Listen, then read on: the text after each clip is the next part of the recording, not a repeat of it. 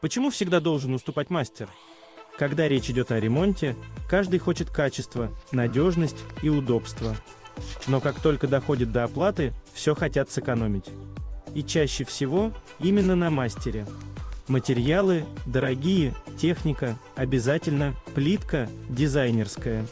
А вот труд мастера давай подешевле. Но ведь именно руки мастера превращают все это в результат.